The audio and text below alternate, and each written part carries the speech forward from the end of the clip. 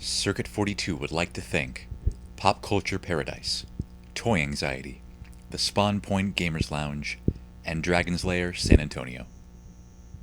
Hey everyone, and welcome to the newest episode of Cosplay Circuits. I'm Ian McIntosh, and I am here with special guests. That's your cue. Alright, well, I'm Evie, and I cosplay as Nita Lee from League of Legends. I am Sid Marie, and I cosplay Ari from League of Legends as well. Alright, and how long have you guys been cosplaying? Oh wow, I've been cosplaying since I was a baby. Because my mom, she used to make me huge birthdays, right? Yep. And she used to dress me up in those, and that kind of grew on me.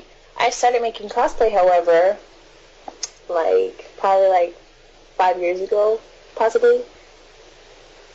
How about you, Levi? Oh my god, that's a good question. I went to my first convention when I was 16, because, I had some really conservative parents, oh, this is the devil, what is it, what are you doing? Yeah. So, I finally got to get out of my house, and I was like, who are all these freaks, and why am I not joining them? So... I just picture a family going to the first con. The first thing they see is Mr. Satan for Dragon Ball Z. Oh my god, that would be my luck mom's too. not the same. She didn't know what conventions were. My mom just liked my mom just liked to dress me up because she thought that I've always wanted to be a model. Like, she always wanted me to be a model, right? So she just dressed me up. And when I found out what conventions were, thanks to my cousin, by the way, I started going, and then my mom drove me to one once, and she's like, what the heck is this? Why are there so many people dressed in black with a bunch of eyeliner, with a bunch of horns, and all that stuff? And I'm like, no, Mom, this is not what it looks like, I swear. Oh no, Homestuck. No. No. Wait, imagine that now that Homestuck exists. That she would be like, no, you're not going. No. It's like in her head, the music from The Omen is playing. Yeah. My grandma drove me to MizumiCon last year, and she's a bunch of Homestuck people, and she's like, oh my god. And she's very religious too, so imagine her face. Yeah, that's basically everyone on my dad and mom. Yeah, everyone in my family. But my dad bought me my first Lolita dress when I went to my first convention, and it was just really big and poopy, and I wore it all weekend, and then some other, what else? This little onesie, and I was like, you know what, this'll do for now. I can't take credit for the outfit. Actually, my friend made that entire outfit herself. I made the staff, though, so I basically model whatever she makes for me. So it's like, you're so lucky. I had to make everything from scratch. I'm so uncoordinated. I will stab myself so bad if I even try and look at a needle. Okay. You know what? I actually used to cosplay Captain Jack Harkness from Doctor Who and Torchwood. The only problem is, From where? Doctor Who and Torchwood. And the only problem is I got to meet the person I cosplayed, which is pretty awesome. And he asked me, oh, do you have anything to sign? I didn't have anything to sign. So I told him no, even though I was wearing the freaking costume, because I didn't even think about it. And he said, oh, lean over. Okay. And I opened up the collar, and he signed Captain Jack Harkness, John Barrowman, right there in the jacket. Dang. Oh my god. If I meet Riot people, I would probably let them sign my whole cosplay. I'd be like, hey, I'm Ari. Sign me. I'm just not going to say a word. Let's just move on with the interview. My phone's blowing up. I'm sorry. I'm going to put it on silent. Yeah.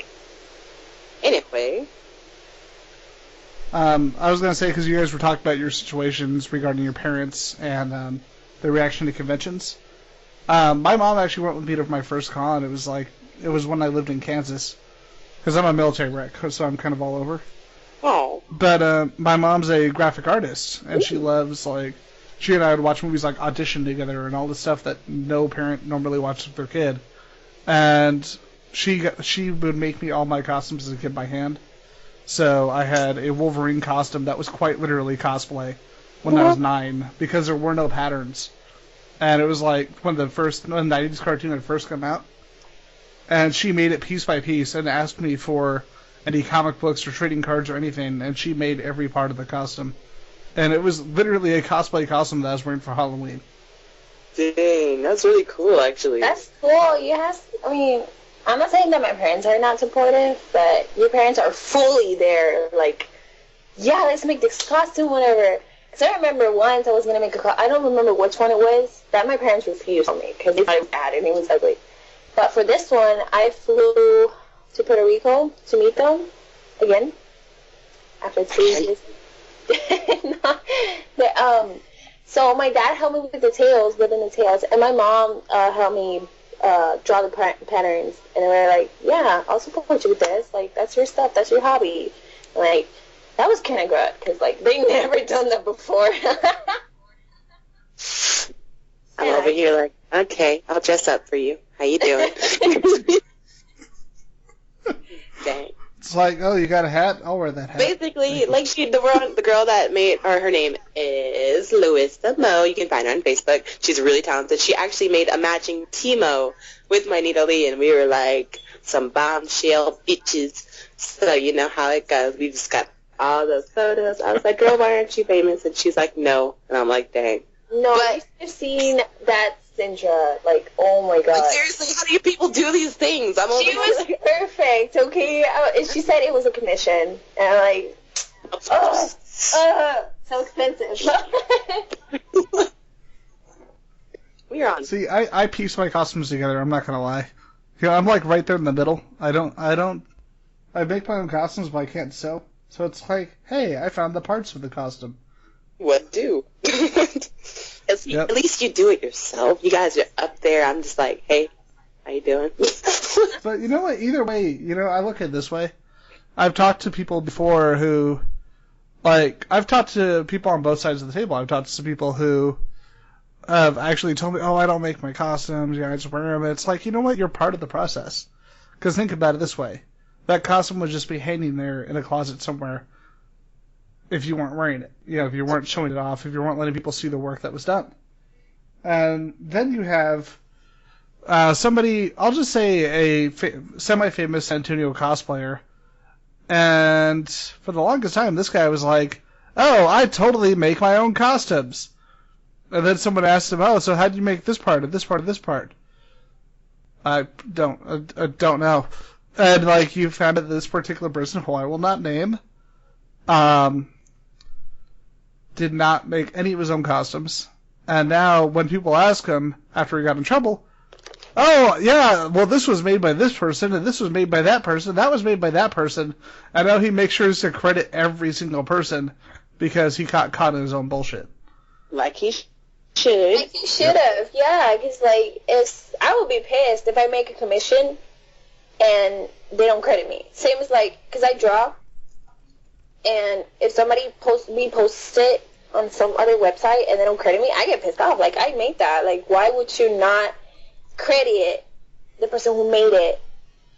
And then you're all walking around saying, oh, I made this. Like, okay, like, all right, you paid for it, but you did not make it. Like, you need to credit the people who make it, because otherwise, how are they going to get recognized for the work? You know what I'm saying? But that's the good thing. Like, we've become such a... I've just thought of something funny. So that's the good thing, though, about this community, and it's become more and more open. And oh my God! Somebody messaged me. Academy Aries out. Oh my God! Okay. Like where I'm from, there. Like I was in Arizona, and it's crazy how many people will come out of there. Like Jessica Negri is from there, Karen Nicole's from there, Katie Moore, and all these different people. And the big difference I've noticed is that there's just this huge community, and it almost seems like it's been hard for people to find that here in San Antonio. Like, you have all these cosplayers working on their own, but there's such potential to have a really, really strong, really tightly knit community, and I don't see that in San Antonio. I mean, what are your guys' opinions on that? Can you repeat the question? I kind of got lost. Well, it seems like where I lived in Arizona, like there were a lot of big cosplayers that came out of there, and I think part of it was that there was such a tightly knit community. And here in San Antonio, one of the weird things I've noticed in comparison is that you have a lot of people working in small groups as cosplayers, but you don't have that kind of tight-knit community, at least in my opinion, amongst like all the cosplayers in the area. What's your opinion on that? Actually, now that I think about it, that's a good point, though. Texas, it's a really big place. We have a lot of famous conventions, but I think when you get in close groups of, like, those close-knit, I know you, I know how you work, it's more like I want to do something really big and show off for everyone else. So I guess in a way when people think it's like, I don't want to say, like, everyone's like, oh, I want to be better than this person. Like, they want to show off their creativity. They don't, like, they want to, like, put their own into it with, like, minimal help or, that close-knit, like, 2 or 3 people, get those group cosplays in and then, show off and share their different ideas with other groups, So when you get into those big conventions, you make new friends, you create new ideas, and I guess I don't know if Arizona or anywhere else, so there's, like, a smaller kind of convention setting. I haven't really been to any of them. But I can say Texas is really big, so when you come together with all these big ideas and all these big old people, like, not really big people, you know what I mean, but big minds, I should say, of creative people, it kind of tends to, collide in a really good artistic way. So I guess the division is, on my side, a positive thing. That's just my opinion. I can't give an opinion because I got confused with the question. He did it twice. Huh? I know he said it twice, but I'm still kind of confused. Like, is it good to be in a group or something? Is that what you're saying? Well, I personally feel it is, but for me, I come from an environment where like all the cosplayers just kind of know everybody. You know what I mean? Okay, yeah. In my opinion, I also come from a place where it's competitive, like completely competitive. You have to be the very best, and you can't make friends with nobody.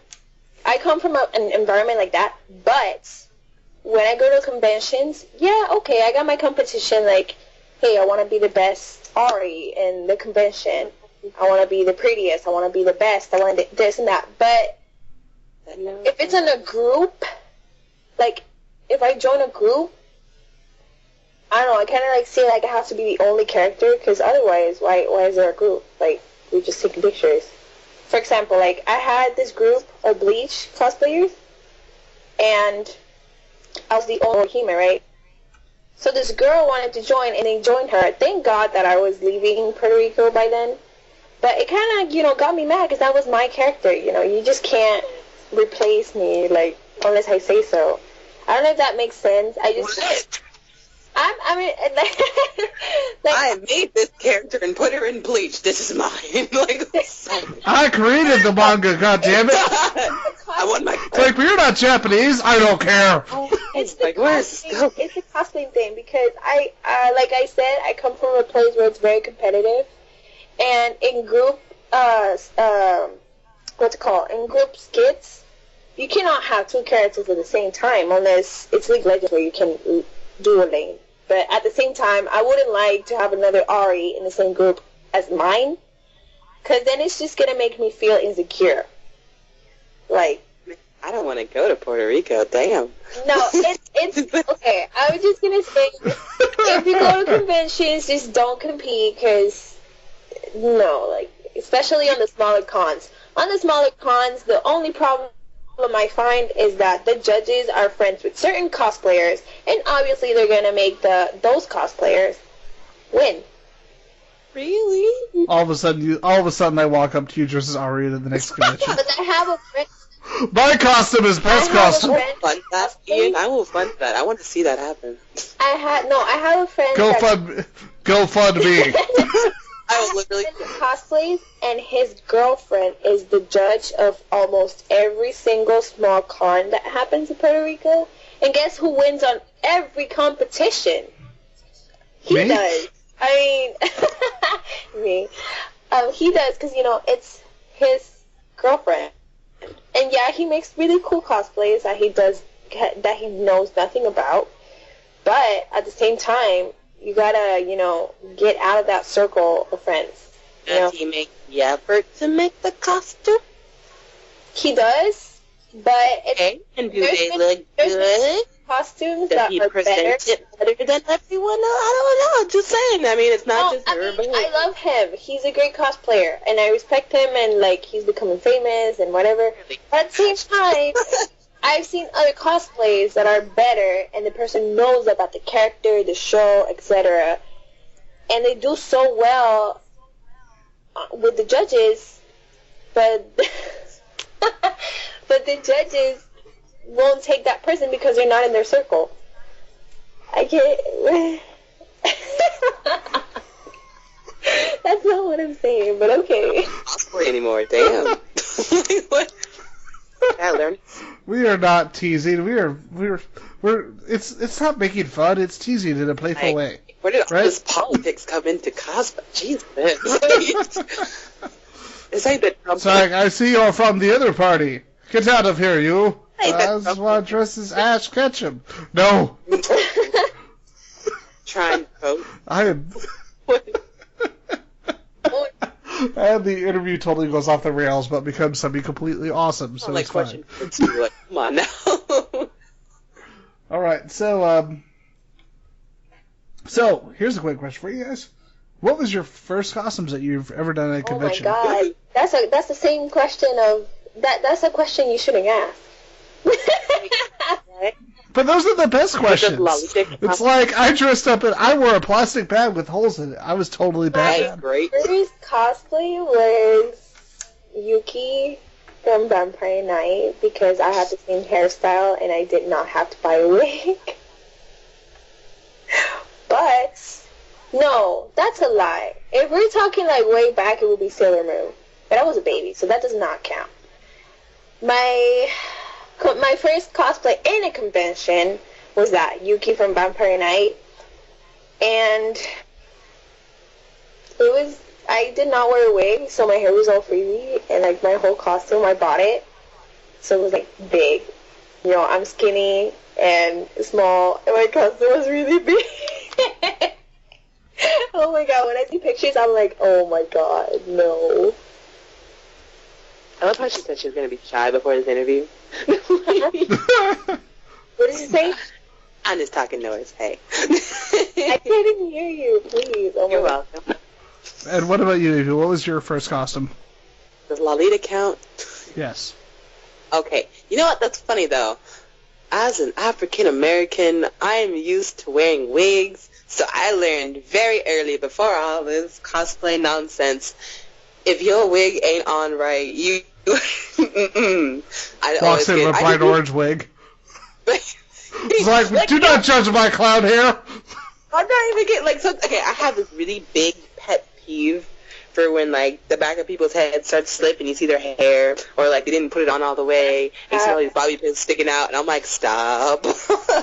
But no, getting off track. My first cosplay was this Lolita dress, this generic, everyone has probably already owned this, black gothic Lolita dress with a little umbrella and my little stockings, and, like, this really, really, really, really out of my skin tone light brown hair.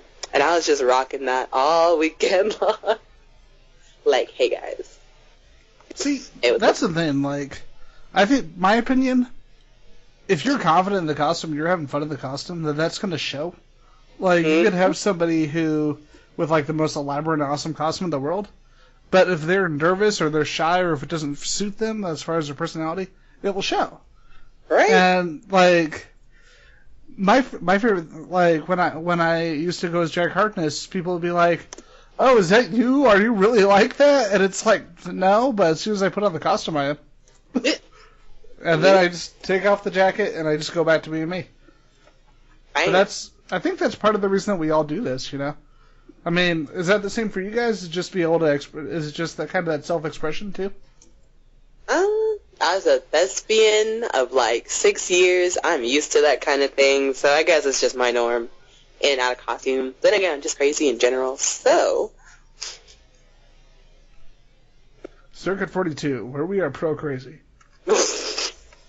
Bien. ¿Dónde está? What? She got shy. No, I speak a lot. I'm sorry. Okay, it's just Academy already got out, so I'm buying it. I'm sorry. What was your question?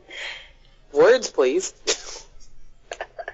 I'm sorry. Okay. Well, we were just talking about the idea of self-expression in cosplay, and basically be able to let the other side of your personality out, be able to have fun in costume and self-expression as a personality. What we were talking about was the idea of, do you use cosplay as also a reason to be able to express yourself in a way that you wouldn't normally?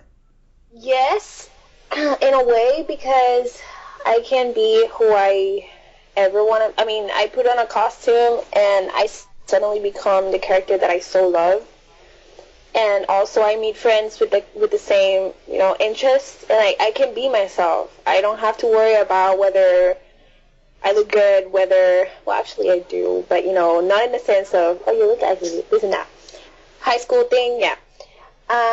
You don't have to worry about people judging your outfit. Like, don't type, please. It's gonna make me distracted. Okay.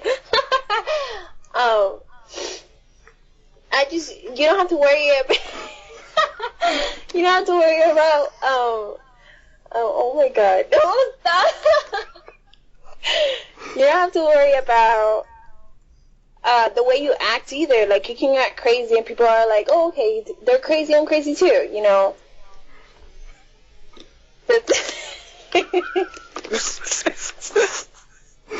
I'm totally I'm the wreck on this interview. I'm sorry. The problem is you've got two people who are very much troublemakers with you on the interview, and the host is one of them. I don't think it's supposed to work that way, but then again, that's probably why Conan O'Brien is a lot more popular than Jay Leno. So there you go. Oh, true.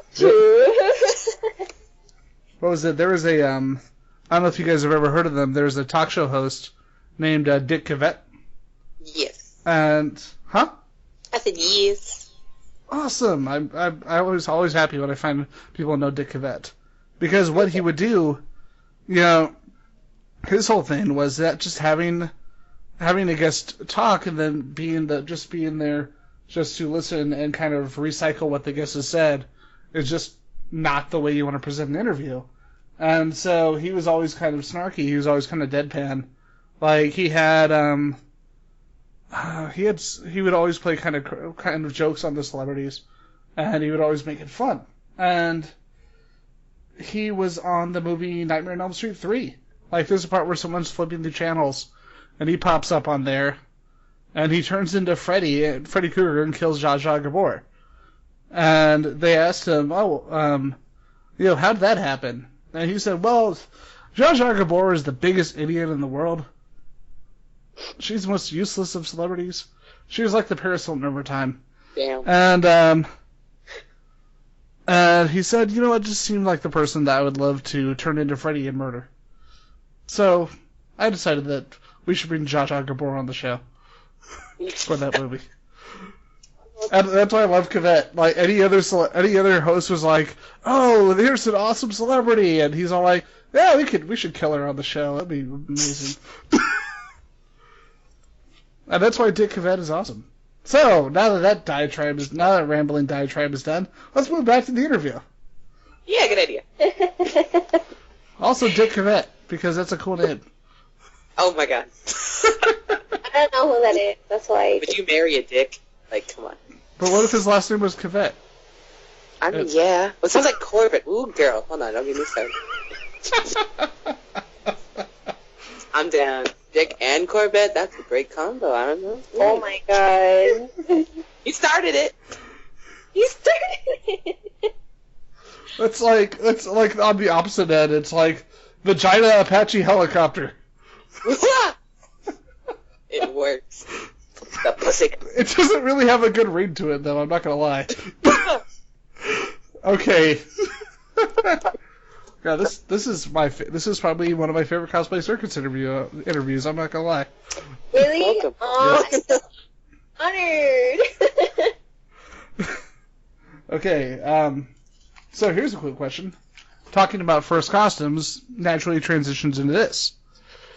What costume is your absolute favorite that you've done, and which one do you kind of want to go back on and maybe change if you could, and why? Ari all the time. So your favorite is not Ari. No, my favorite, Ari sucked, dude. Like, oh my god. I really got like one picture taken. And by one, she means potato. My ultimate favorite costume so far was Ari. Oh my god, it got me so much popularity. This is the first time I'm in a podcast. Thanks to that interview. Thanks to that Ari cosplay. And I was in the news too. I was so happy to hear about that. I was recorded by like famous YouTubers and photographed by famous people.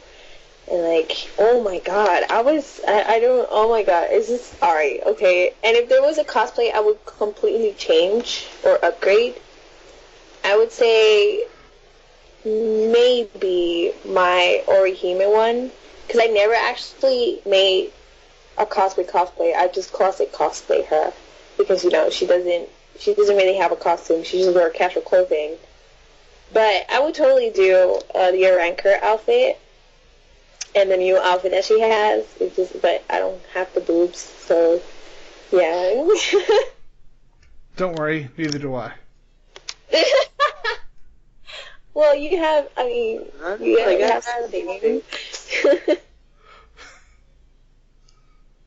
Oh wait, is it my turn? Okay. Dang. You know what? Actually, my favorite cosplay that I do, and I've been told that I own that cosplay, and the only reason I didn't go back, because I lost the wig at the top. I'm going to order a new one. Are you familiar with Bleach, Ian? I'm vaguely familiar with Bleach. I've seen a few episodes, and what I know is that it's much better than Naruto. Well, there you go. Okay, well, there's this one specific character. Her name is Tear Haribel, and oh my god. Oh my god. I cosplay her. So I was in the South by Southwest cosplay, like the page for the cosplay contest and everything. And that is my favorite cosplay. Like, when I think about it, I'm a bad person when I think about cosplay. Like, I always have to cosplay according to my skin color, because I'm one of those people that strive for accuracy, and I'm crazy about it. I know it shouldn't matter and that shouldn't stop anyone, but that's just my personal point from there. But Haribel is my number one cosplay. I'm for sure going to do that as long as I can rock that body for as long as I can. That's going to be my number one cosplay forever. Oh my gosh. That's my favorite one to do. Like, I guess it's more on my side. I'm extremely comfortable with my body shape, my body type. I'm like thick, skinny, so I got the curves in the right places, I'd like to say. And I got a badonk. I'm not even going to lie. I got a badonk. I have to. I can't confirm. Honesty here at Circuit 42. But it's all about confidence. And even if I didn't have those parts and I wanted to do her, I would definitely, hey, I do her too, she's pretty cute, but I would definitely cosplay her, because, you know, it's all about what you want to do. It's how comfortable you are in your own body, how you are in your own cosplay, because that is your cosplay. You are the character.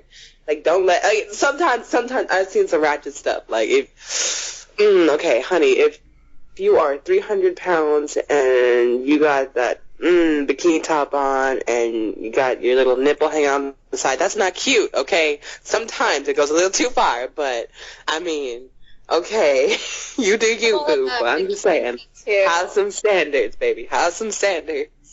Yeah, I'm all about accuracy, too, because, like, but it's kind of hard when you are not completely pale and you don't have, like, green eyes. What? But she's black. No, but I'm saying, like, I would totally picture you on a Hattie Bell cosplay, because, like, she's difficult to cosplay, because, you know, you gotta be showing. Yeah. It's just like all ass and titties, no lie. That is basically a cosplay. You know, if we could get away with it, if we could do this without, like, getting the show pulled because of copyright, I would totally have inserted this on ass and titties right there. All of a sudden, it's like, YouTube copyright. Why? Yeah. Oh my god. Don't lie. Let me get my radio real quick. Turn on Pandora, see what happens. Watch that be the first song that comes on. That is so bad. It's like, Pandora, apparently you're amazing. Pandora has no chill, like, legit. Like, you turn on, it's, like, already a hardcore song. You just going out in the shower, like, what is happening? The first jam that comes on, it's your jam, and that happens every time. At the Ariana Grande station, I'm just like, one more time. Mm-hmm. That was the thing that happened. I regret nothing. Oh my god, my house phone. That was a house phone? House phones still exist? Dude, I love your house phone. It sounds like something out of like a 70s science fiction. You know what they say whenever there's a Skype call and I'm playing League? They say that that's the ice cream truck. That's what they call it. I'm like an ice cream truck. That's an ice cream truck on League of Legends, apparently, because everybody says that. See, I need to figure. I unfortunately and unfortunately have an iPhone. I like the iPhone because it works really, really well. I don't like the iPhone because I can't download Archer's ringtone, so that makes me sad. Oh. Because Archer's ringtone makes everything better. Yeah. Yeah. All right. So with that, what kind of advice do you have for other cosplayers? Go ahead, Ari. Okay, I'm first. Okay. Well, I'd say just be yourself. Go out there and like. It's kind of, you know, how do you say that? It's kind of like the whole point of San Japan. Just do it, okay? Just go ahead and do it. Like, there's nobody's gonna tell you stuff. Like, if somebody tells you stuff, then ignore them. Make your dreams come true. Just go ahead and do it. Like, if you make it, please, please, please, please, please, please, please, please, please, don't buy anything expensive. I know if you go for the cheapest thing, it's not always good, but just the fabrics, like things to make props with, like don't buy them so expensive because you're gonna regret it. And always, always, always, always, always, always, always bring a repair kit, just in case, like me, your tails break in the middle of a convention and you have to go to your room to fix them. Same as your makeup. Your makeup is gonna melt. I'm sorry, but it's gonna melt and it's gonna look disgusting. It's gonna look smudged and melt. Like, just bring your makeup kit, please, and refresh yourself. Maybe like half a day, half the first makeup, and then half a day, you know. And don't be that kind of person that judges everybody by it. And it's hard. I know if you go to conventions, you have eyes for everybody, but just don't. What else? And if you see me, make sure you take a good picture of me. Otherwise, I won't like it. I like bad pictures. I love good pictures. So I'm really friendly. So come say hi. Come say a picture. I don't bite that hard. I have braces. I'm sorry. But yeah, that's basically what I would say to somebody who's aspiring for cosplay. I'm making no sense. I am so sorry. You were at the perfect place. You were at the perfect place for that. You blend right in. All right, and what about you? Oh, shit. All right, let me lay it down, cosplayers. I got you. Rule number 1 of anything: you are always gonna have haters. There's gonna be someone hating on you because this isn't on point. This isn't right. The character doesn't look like this. Well, guess what? If that's the case, you better go make 101 haters because you ain't gonna please everybody. So just do everything your way. Don't care about your makeup. Do the best you can. And you know what? You better rock it. I don't want to see nobody saying, oh, I can't because I don't have this body type. I don't have this skin color. I can't do my wig like that. You know what? Go out there and make every hater at the convention. But if you love yourself, that is all that matters. You be the best Orihime. You be the best Ari. You be the best Nidalee. Heck, strive to be better than my Nidalee. I would love to see that. If you think it looks good, that's all that matters. Now, that does not mean You don't have to be biased to anyone's opinions, because you know what? A second ear is always good. You know, sometimes you might, like, double think that, like, you might second guess yourself. You know what? Get some good friends to help you. Ask some questions. Another thing, a suggestion is go to the panels at the convention. They have a lot of tutorials, which are really good. Like Cosplay 101, How to Style Your Wigs 101, like Lolita 101. If you want more info, get better, learn the basics first before you jump in. Don't just jump into cosplay. Of course, if honestly what you're striving for is success, start off with the basics. Don't just jump in there. Don't just like buy your cosplay and be like, oh, I'm going to be the very best now. I'm going to have it exactly how I bought the last cosplay. No. Always do your research. Start from the beginning. Learn to sew. Learn to glue. Hot glue is your best friend. Hot glue in hopes. That's how half of my cosplays from my friends that make them get through. Hey. And it works. And like she said, get that kit. Have a backup emergency plan, because something's going to fall off and it's not going to be pretty and your butt's going to be showing, and that's not a fun time. So always have that. But legit. And don't worry, if you're nervous about a cosplay competition and it's your first runway, it's your first go, this is your first flight, relax. Not only do they have before rehearsals, but there's a lot of first-timers just like you, and they give you ample time to make new friends and have a great experience. I was so nervous my first time. I remember walking up on that stage. Look at all these people. Will you stop it? Oh, wait, I did this on my own. You know what? They're going to look at you. That's why you walked up on stage. It's going to be nerve-wracking, but when you're out there at those thousands of some faces you haven't even looked at the convention yet, and they're just looking back at you, it's going to feel great. So don't regret it. Have no regrets. Not even a single letter. Don't do it. No. Go out there, have a great time, and be yourself. That's what conventions are for, okay? Don't let nobody tell you different, girl. Honey, boo boo child, you get it. You get it.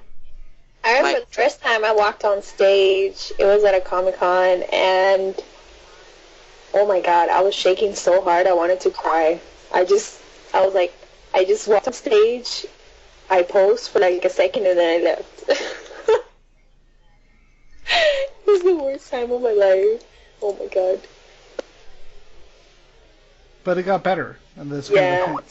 It's sad when you're not registered on time and you can't compete or get into the cosplay show. But it's fun. Yeah. Just don't be like me and procrastinate everything for 1 week. That's how you get the best costume. It's like, is your sword made of cardboard? In a week with no details and like not even attached tails, but I worked out. I got a couple of people take pictures of me. I even met my ex there, so. Oh, good job. Yeah. All right, and with that, where can people who want to see all your awesome costumes find you on this wonderful, wonderful place called the internet? They can find you at Yes. Okay, that's yes.com, not the 80s band. Oh God, what's my cosplay page? That's right. Okay, my cosplay page on Facebook is called Yvonne Kyo with a dash YVONNE dash KYO. Yo dog. What? Yeah, you can find me there. It's just you'll see it. Don't worry. My cosplay page on Facebook is Frost Queen, or if you want to type it out, it's facebook.com/ourlicious. I also have a Tumblr and Instagram. You will most likely find me on Instagram as ourlicious. And on Tumblr, it's hard to type, but it's satinkashun.tumblr.com. It's hard to type, but I post a lot of stuff on Facebook, so you'll probably most likely find all the stuff that you find on other websites in there. Frost. All right. And with that, is there anything else you guys want to say before we brought the show to close? You know what? Stay cool, guys. I have faith in you. I have never seen your face. I have never met you.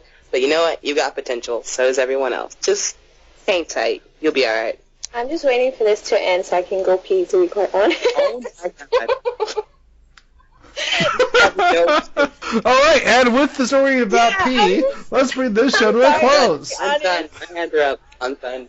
Thank you again for coming on this newest episode of Cosplay Circuits. And remember, everybody, keep listening to Circuit 42, and look for us on Facebook, Twitter, YouTube, and all those other things that you're probably wasting time on right now. Thank you again, and you have a good night, everybody. Bye. Bye.